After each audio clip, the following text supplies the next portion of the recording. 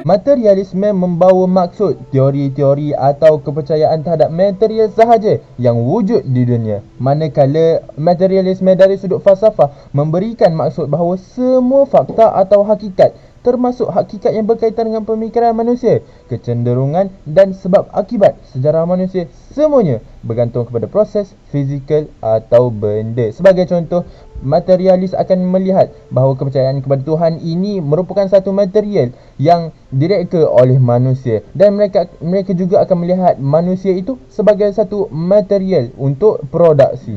Seterusnya, sejarah perkembangan materialisme. Perkembangan materialisme ini sudah wujud pada zaman Yunani lagi.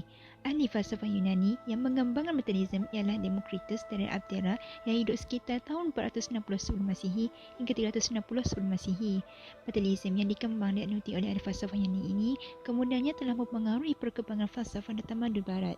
Pada abad ke-18 dan sebelum Masihi, materialisme memasuki fasa liberal-radikal, bahkan mempunyai pengaruh yang besar dalam perkembangan ilmu, sains dan tamadun Barat moden, antaranya seperti kelahiran teori evolusi yang dikembangkan oleh Charles Robert Darwin. Namun, kemajuan aliran ini telah mendapat tentangan yang keras dan hebat daripada ulama kesemua agama, terutamanya ulama Barat, kerana konsep yang dibawa adalah etis, iaitu tidak mempercayai bahawa Tuhan yang menciptakan alam ini termasuk penciptaan manusia itu sendiri. Teori agama yang melibatkan metafizik adalah sains bidang yang kompleks yang boleh ditafsirkan dan difahami dengan pelbagai cara. Agama mempunyai peranan dan pengaruh yang besar dalam sains. Jadi agama dan sains harus seiring dan tidak boleh dipisahkan. Jika terpisah akan merencatkan agama. Antara teori agama adalah teisma, bermaksud mempunyai Tuhan. Ada dua cabang iaitu monoteisma dan politeisma. Materialisme mempercayai Tuhan material. Idealisme mempercayai bahawa segala realiti adalah kebenaran yang hanya wujud dalam pemikiran manusia. Ateisme tidak mengakui kewujudan Tuhan. Agnotisme tidak mampu memahami Tuhan. Mekanisme yakin bahawa kejadian dunia ini berlaku sendiri mengikut hukum sebab dan akibat. Determinisme mengajar bahawa kemahuan manusia tidak bebas dalam mengambil keputusan penting. Realisme berfahaman tentang keadaan sebenar berpegang pada kebenaran yang nyata. Kesan fahaman teori materialisme terhadap individu. Pertama, mereka menganggap kepentingan material merupakan matlamat utama dalam kehidupan. Kedua, mereka turut menjadikan nilai kebendaan sebagai kayu ukur untuk menentukan benar dan salah. Ketiga, mereka hanya mengukur benar dan salah berdasarkan nilai kebendaan semata-mata. Contohnya, mereka hanya cakna dan sensitif dengan korupsi yang berkaitan dengan hal duitan sahaja, misalnya rasuah.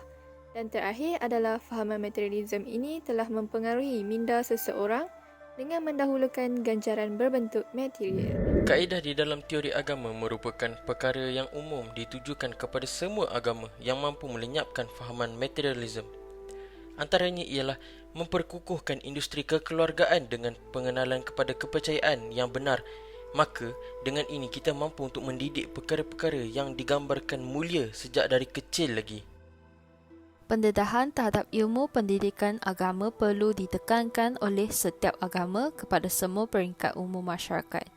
Selain itu, strategi dakwah yang strategik dan holistik juga merupakan salah satu usaha penyebaran fahaman yang benar untuk menghapuskan teori materialisme. Jadi, berkenaan dengan isu semasa yang berkaitan falsafah metafizik yang pertama, ketukan pintu misteri yang merupakan isu berkenaan teori idealisme dan metafizik agama. Kedua, kewujudan ajaran sesat yang merupakan isu berkenaan hubungan vertikal insan di bawah tajuk kepercayaan kepada Tuhan. Yang ketiga, kemunculan gerakan etis yang merupakan isu berkaitan hubungan vertikal insan di bawah tajuk etisma. Yang keempat, pencemaran alam sekitar yang merupakan isu berkaitan hubungan horizontal insan di bawah tajuk mekanisme. Yang kelima, kes pembunuhan rakan sebaya yang merupakan isu berkaitan hubungan horizontal insan di bawah tajuk determinisme intrinsik.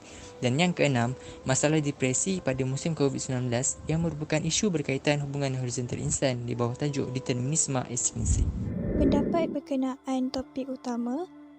Nilai-nilai murni yang diterapkan dalam ajaran agama memainkan peranan yang penting dalam menentukan hala tuju masyarakat dalam pilihan-pilihan yang dibuat. Wajar sekiranya pandangan agama diketengahkan dan pandangan materialisme diketepikan dalam membentuk jati diri rakyat Malaysia yang berbilang kaum. Tindakan mengetengahkan aspek kerohanian dalam falsafah rukun negara dan falsafah pendidikan kebangsaan membuktikan bahawa agama berperanan dalam membina negara kecil dan negara besar.